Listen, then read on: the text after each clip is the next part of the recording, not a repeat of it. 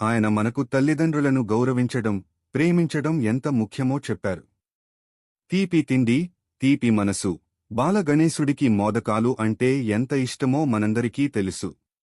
మోదకాలు ఎంత తీయగా ఉంటాయో, ఆయన మనసు కూడా అంతే తీయనిది, దయతో నిండినది. ఆయన చిలిపి చేష్టల్లో కూడా ఏదో ఒక మంచి అర్థం, సందేశం ఉంటుంది. పెద్ద ఏనుగు కాకుండా చిన్న ఎలుకపై ప్రయాణం.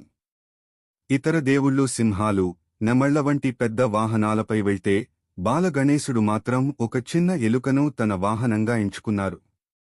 దీని ద్వారా ఆయన మనకు ఏం నేర్పారు అంటే, పెద్ద పనులు చేయడానికి పెద్ద రూపం అక్కర్లేదు, చిన్న రూపంలో కూడా గొప్ప పనులు చేయొచ్చు అని.